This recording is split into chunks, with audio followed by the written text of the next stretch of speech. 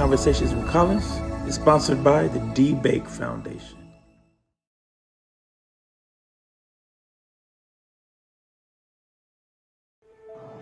Thank you for tuning in to Conversations with Collins. The views shared should in no way replace that of your physician, and the views of the host and her guests are that solely of the individual and are not endorsed by any businesses or organizations.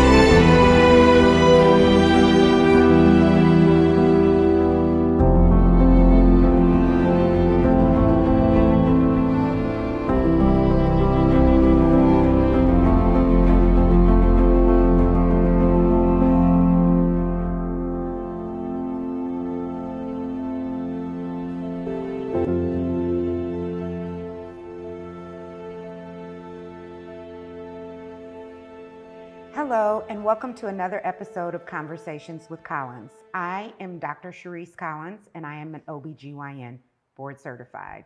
Today, we'd like to discuss education.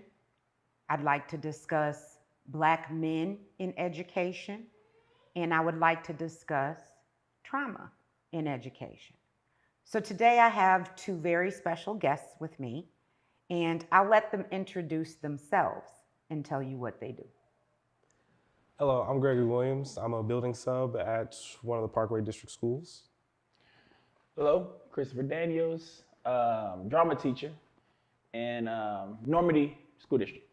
Okay, well, I appreciate both of you coming on today. Of course. So the reason I asked you all to be on today is because there is a lack of Black men in, I believe, very crucial roles in Black children's lives, right? We are already dealing with a situation of a high rate of absentee fathers. And we can just talk about fatherhood, and we'll leave that for a different episode. But today, because I have two teachers with me, I wanted to discuss what it's like being Black men in two school districts in the metropolitan area that serve a majority, or I won't say a majority, but a large portion of Black children and children of color.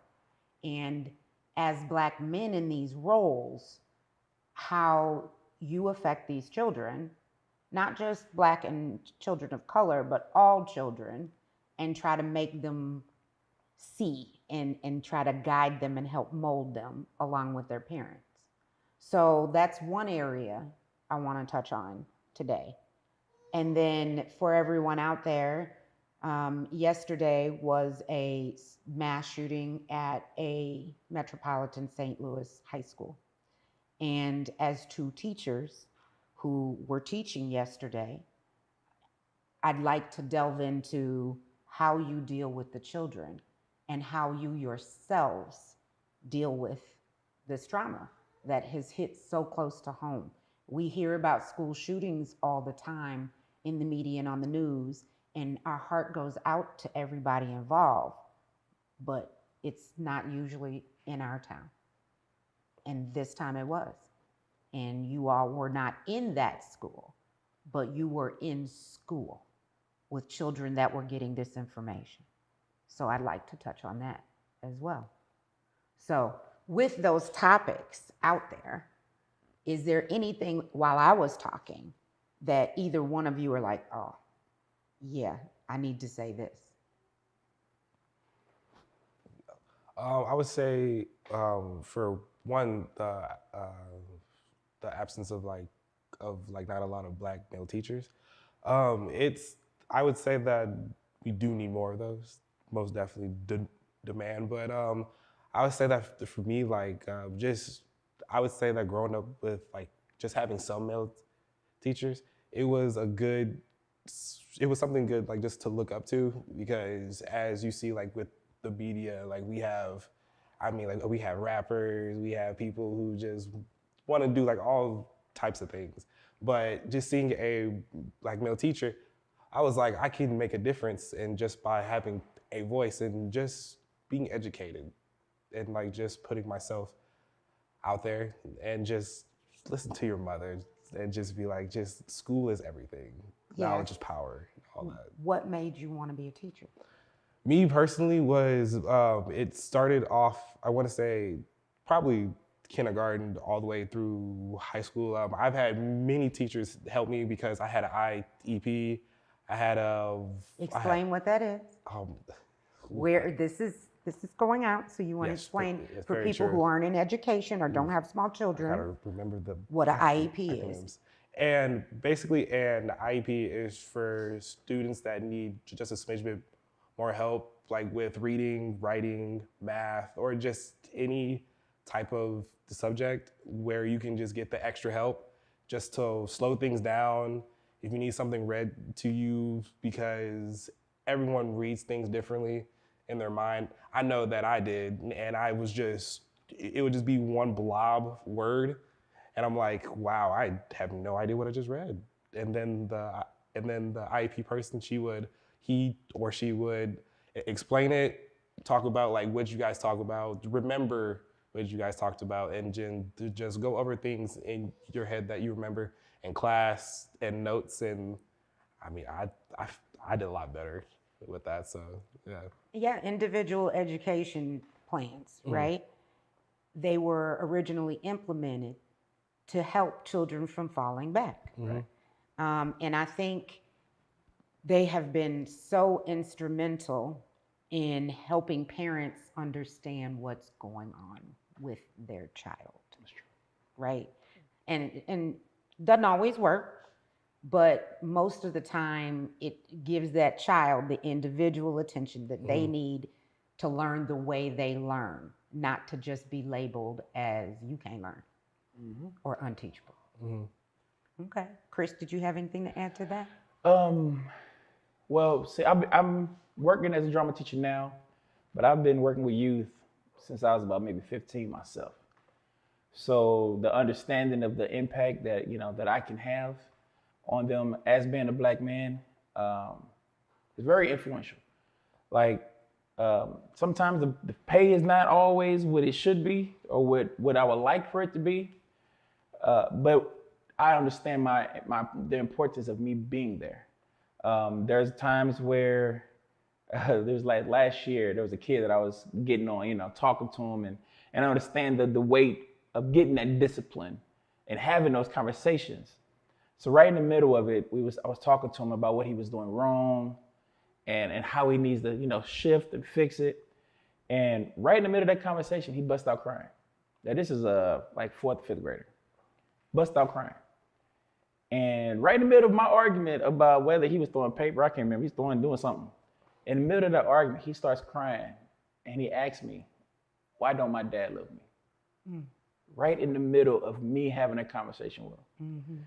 Now, as a man, I almost broke down, at that moment, but I had to talk to him. We had to shift the conversation. Because at that moment, I realized where his mind was at, even hearing me talk to him. And make a long story short, he turned his grades around after that conversation. You know, the whole concept of me checking in on him and him coming to see me, you know. But that impact we have as Black men, we have it all the time, whether we as the Black teachers know it or not. You are a teacher just being a Black man. Yeah. Just being present. They understand. Kids look at you different, look at us different, as they would any other teacher in the building. So it means more when they hear us acknowledging them. Right after that, I had to start a thing in the class where throughout the week, I made sure that each kid had at least 10 minutes just to come and talk to me about so whatever, you know what was going on. About whatever they want to talk about. I like that. Yeah, and literally, it changes. Like I got kids now this year that are going through different traumas. The amount of trauma that these kids is going through is crazy.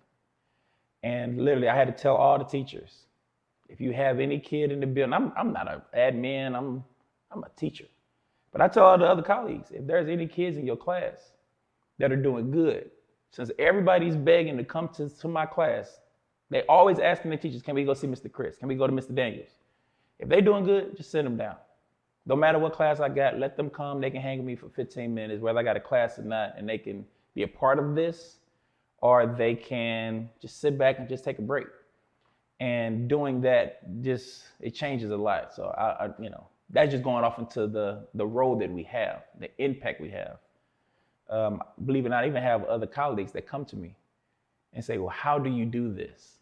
How can I handle this? And getting feedback. And they've been teaching probably longer than me in that field. Because, I did a lot of different things. But yeah, so. Well, like you said, I think so often it's not you, the teacher. Right. It's you, a present Black man. Right. And potential role model.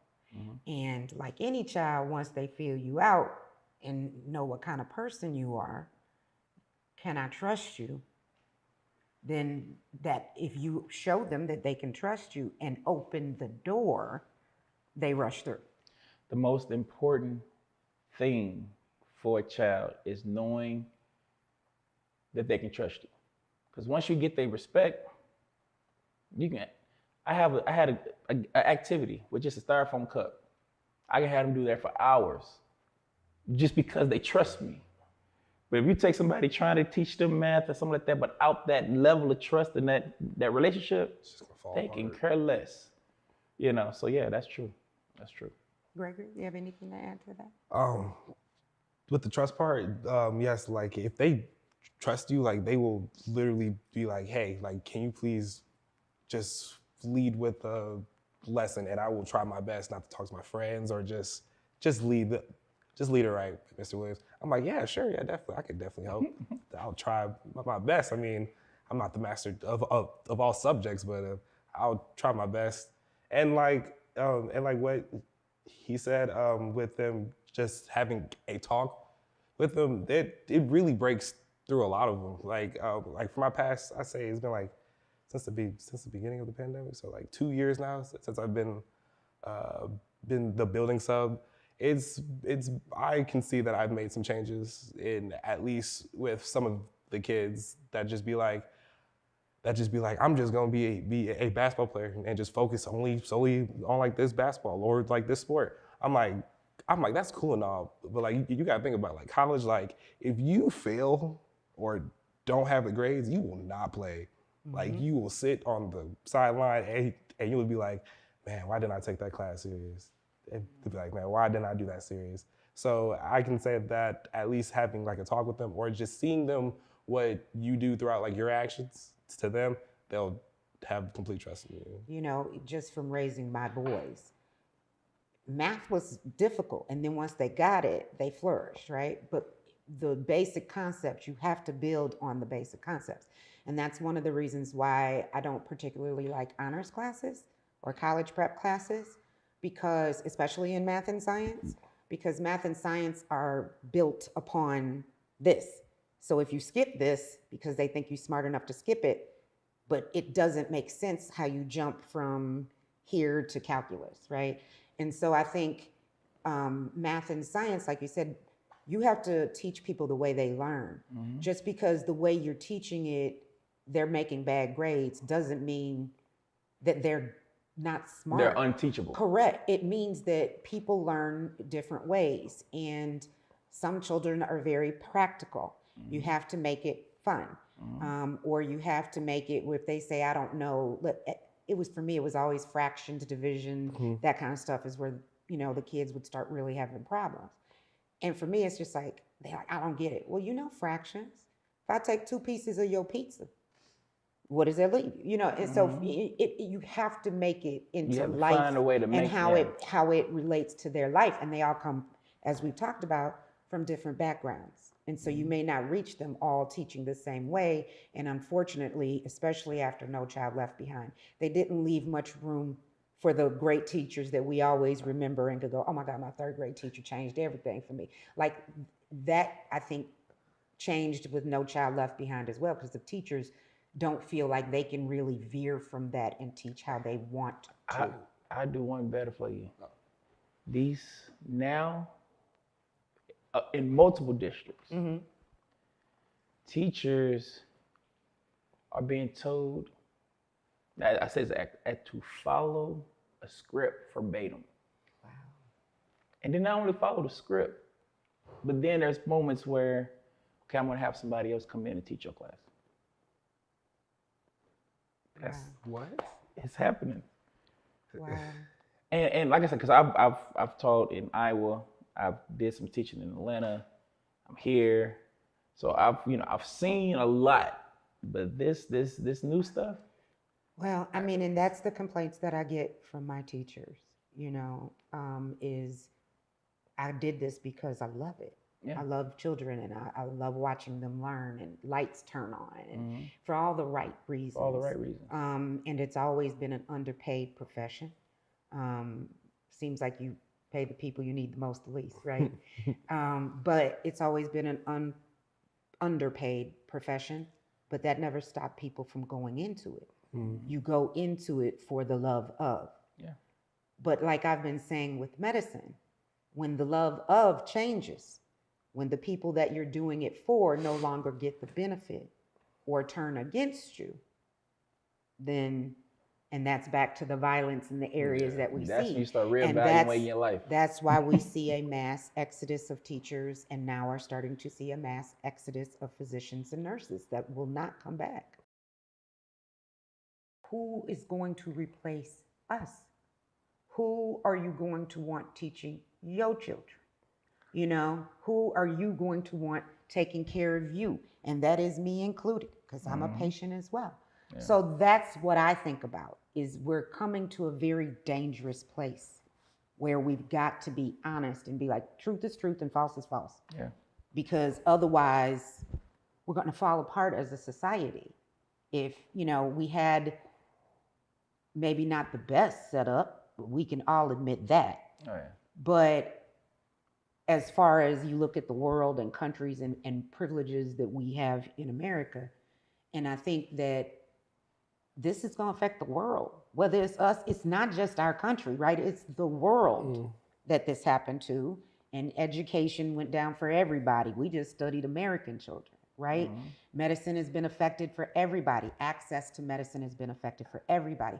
People not coming in for appointments and getting diagnosed with cancer. Like, all of these things have occurred. And like we've sat here and talked about so many things, is so complex, which is what I always get to about, it's not just your mental, your physical, it's all of it. It's your spiritual. It's not just your mom and daddy, it's your teachers, it's your counselor, it's whomever you found to trust at the school that you go to and spend more time at than you do at home. Seeing the new parents, taking care of the new parents, I agree.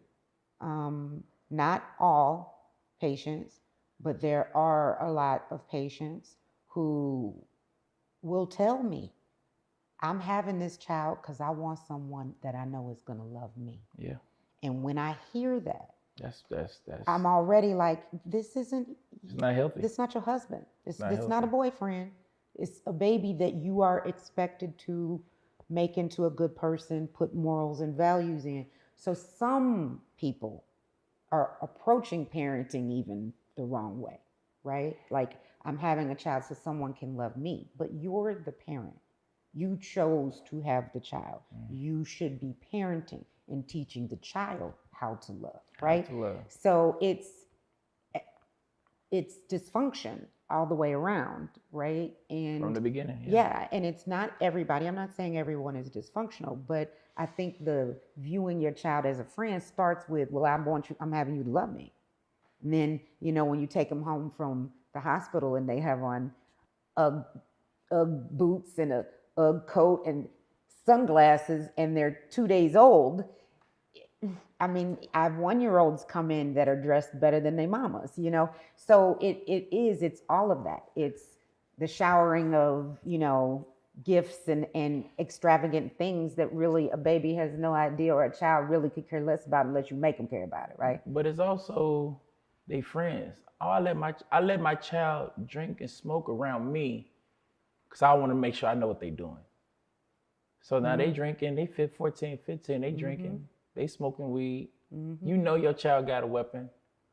There, But yes. this is what you hear.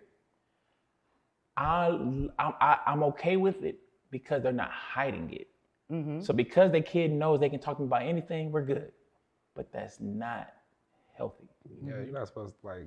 But that's where they are. That's what a lot, some right. are. Right. They rather know what the child doing and make sure the child is not sneaking than the parent and make sure that it's not happening. So You got a parent. Parenting comes first. Right. I mean, I'm definitely best friends with my mother, but I agree with Gregory. I wasn't at 16. I wasn't at 5. I wasn't at 12. I wasn't until I got out of her house. I didn't start being friends till So like 2 I years mean, ago. yes, everything's changed. We talked about how education's changed. I talk about how medicine's changed. Parenting has changed, right? Just being able to discipline your children, and whether you believe in spanking or not. Like all of our norms and mores, social mores have changed, They're looked upon on. differently. Yeah, Some negatively. I think most of it's like that, like of like what like my parents like taught me. It's like looked upon like negatively, but it's like I turned out the way that like I am, and I thank them for that Because they gave you real life lessons. yeah, Like that's what we were taught, right? Like I come from the generation of be at home by the time the street lights on. Now, if you see a child in the park, somebody may call the police for an unattended child, and they're in the park where children are supposed to be. but at the same time, it could be 2:00 in the morning and there's a 2-year-old in a diaper outside in the front yard. That's true. That's true. But that's what I'm saying. But that wasn't the norm when I was growing up, right? Yeah. Like when I was growing up, children were allowed to be more independent. You could come home and stay at home by yourself after school at 8 or 9 years old. You knew how to come in, lock the door, and call your parents. Now DFS would get called on you for that. My brother had a key on a chain around his neck, and we would walk home after school. And he was 3 years ahead of me, so he was in 3rd grade and I was in kindergarten. Yeah, the community aspect. And we had a village. The no neighbors village. would call parents, There's no villages and we didn't anymore. have cell phones. So think about that. Our parents would be at work and we'd be at home, no babysitter, no cell phone. So you had to be in the house at a certain time. You knew your parents were going to call. You had to tell them where you were and going, the what you were neighbors going to be made sure doing. you was in And there. the neighbors made sure you were there. And then if you told your parents you were going somewhere, the neighbors made sure, okay, she left. Yeah, she was on a bike. She was with so-and-so. But people watched and they reported. Now it's don't tell me what to do with my kid. And, Yeah. Well, even this, like I was in New York and this came on and it triggered me because it's like, I remember this. It was 10 o'clock. And in New York, still it's 10 p.m. Do you know where your children are? And I heard that. I'm like, why did they stop doing that in St. Louis?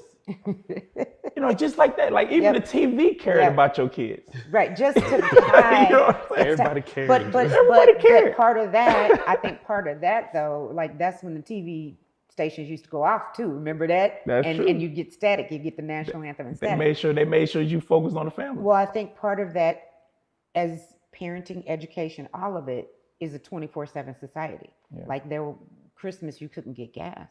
Yeah. There was no Walgreens open on Christmas, no grocery store. There was not a gas station was open. forced to be You with had your to know that family. you need to fill your tank up on Christmas Eve Yeah. because Christmas everybody's And go closed, home. except for the hospitals and the police Yeah. and the fire station.